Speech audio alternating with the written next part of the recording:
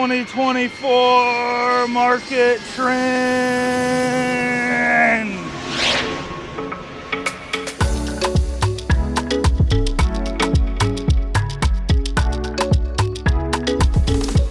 Hello, my beautiful people. It is December 23rd, 2023. It's about 10 o'clock in the morning, New Smyrna Beach, Florida.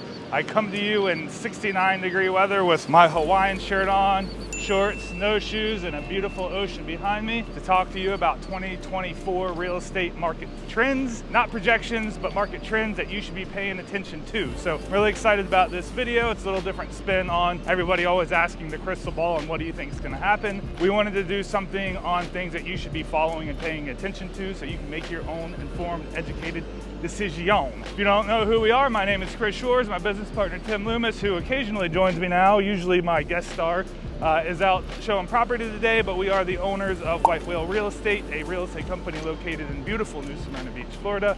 We go over all things real estate related, fun, local happenings, things to do in the greater New Smyrna Beach area, which is about 20 minutes south of Daytona Beach in the Volusia County, Florida. So let's get to the video.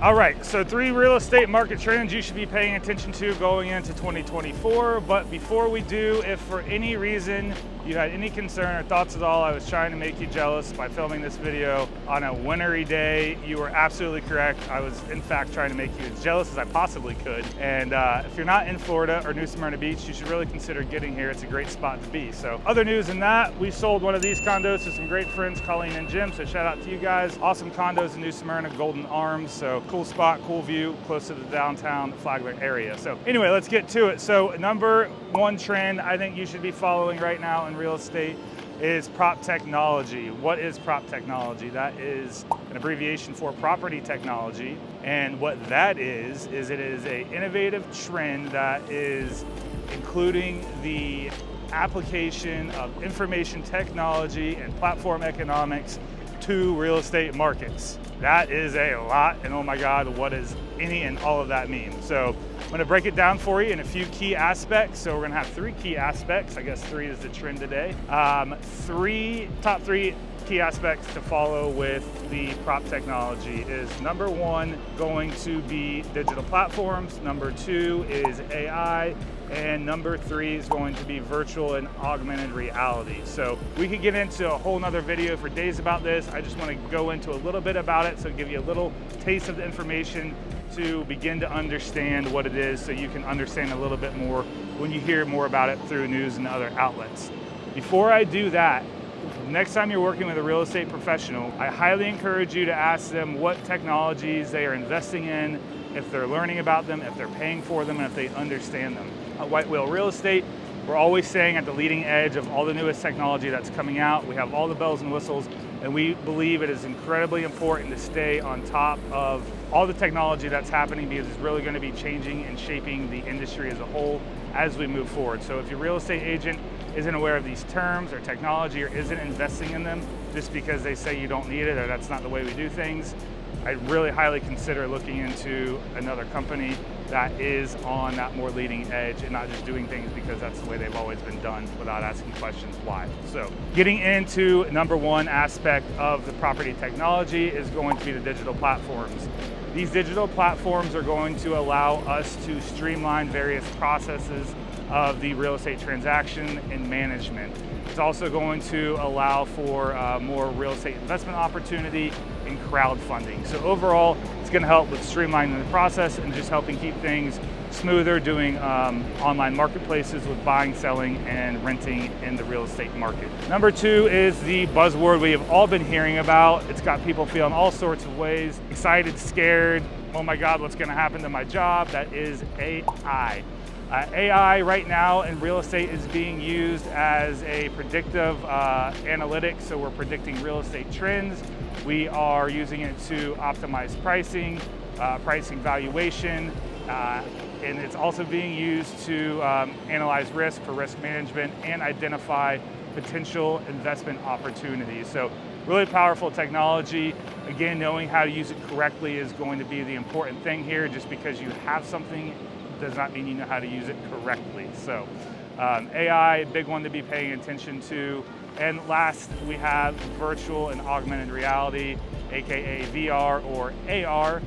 This is a really cool technology coming out. I think we're going to be seeing a lot of it. We're already starting to see it trend in other parts of the world. It really hasn't made it to New Smyrna Beach yet. But some places that we've been seeing it is developers utilizing it to showcase communities and properties that haven't been built yet. So you'll go there, you go to their office, you'll put on the virtual headset, and then you'll be able to walk around, see what a community looks like, walk inside your potential home, condo, unit, property, whatever it may be, and get a feel for what it's going to look and feel like.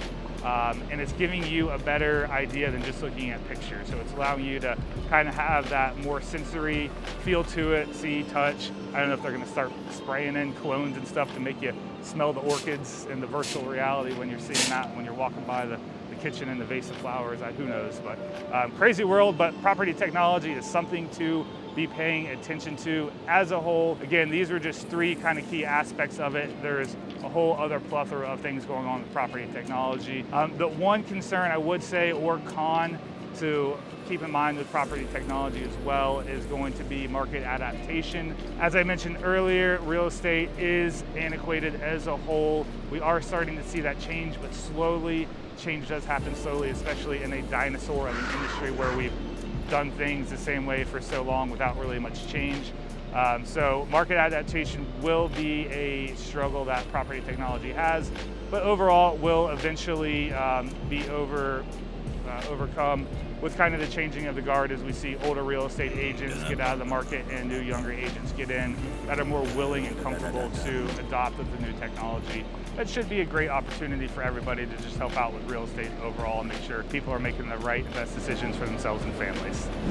All right, trend number 2 that you should be following in real estate is secondary markets. So what are secondary markets? Secondary markets in real estate is referring to the rise and growing interest in investments in areas outside of traditional hotspots like major cities. So some of these influencing factors are going to be, one, housing affordability, you have your work culture, and just overall lifestyle preferences. Let's talk about some of these influencing factors. So housing affordability, kind of a no-brainer.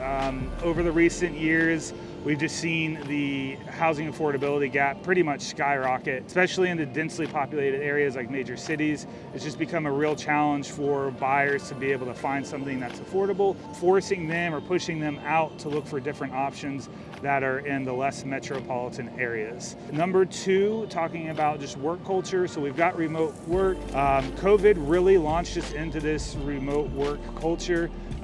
Companies are allowing employees not to have to show up to the office, sometimes ever or at all. Sometimes it's just once a month type of deal. So basically it's affording these employees opportunity to live in more remote areas, or at least less densely populated areas. So instead of making that 45-minute to an hour commute, maybe you're 3 hours from where you work or further away. But it is allowing for that opportunity to not live where you work. You can work where you live, or vice versa. You know what I'm trying to say. And lastly, or not lastly, let's talk about investment opportunities. So this does bring a unique investment opportunity with secondary markets. Investors, I mean, everybody is kind of always on the prowl looking for the next best, latest, and greatest. With this does come the risk though. So starting out with a reward, you find a great place, you are using AI for market trends and predictive analysis, and you find the spot that you think is going to be trending in a few years and everybody's going to be moving to. So a lot of risk there, because you don't want to buy low and sell lower.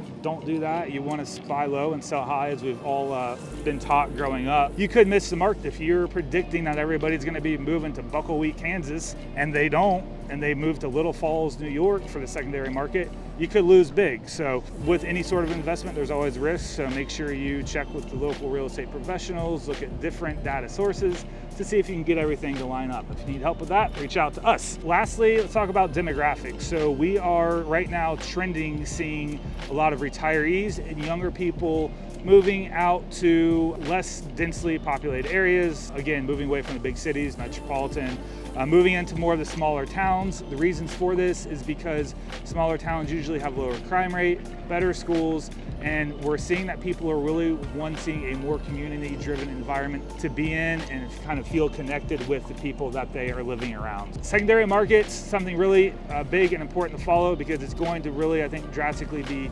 shifting the overall real estate landscape from everybody just focusing on these big cities and the overpopulated areas. So we should be seeing I guess a growth throughout all of the US with these secondary markets.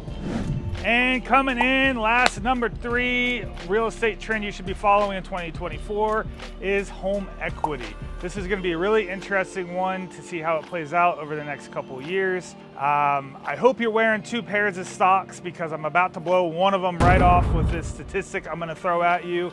Collectively across the board, US homeowners experienced a $1.1 trillion gain in equity in 2023. And yes, I said trillion with a T, like that's a lot of money. So $1.1 trillion gain in 2023. This is up from 6.8% from last year. Overall translating into about a $20,000 gain in equity for homeowners across the board. Some states that did really well are gonna be California, some of your northeastern states such as Massachusetts, New Hampshire, Connecticut, Maine, and this is the real world. Not everybody is a winner, so some of the ones that didn't do so great in contrast are going to be New York and Texas are going to be some of your biggest losers of the bunch, which Texas really surprised me because I thought like everybody is moving to Texas. So again, using market analytics and predictive measures, and you can only do so much.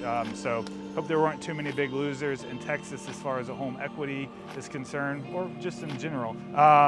Home equity, why it's important, it helps families and individuals develop and build their wealth over time. And what we're seeing people do with their home equity is they are either doing a HELOC or a cash out refi. So HELOC is going to be a home equity line of credit, and the cash out refi is where you essentially do exactly what that is. You pull out all the equity of your home and do a refinance, so you get all the cash. You can do whatever you want with it. So the 3 things that we see people, or the 3 ways we're seeing homeowners utilize the equity gain in their homes is going to be number 1, home renovation. Number 2 is debt consolidation. They're getting the equity out and paying off everything else.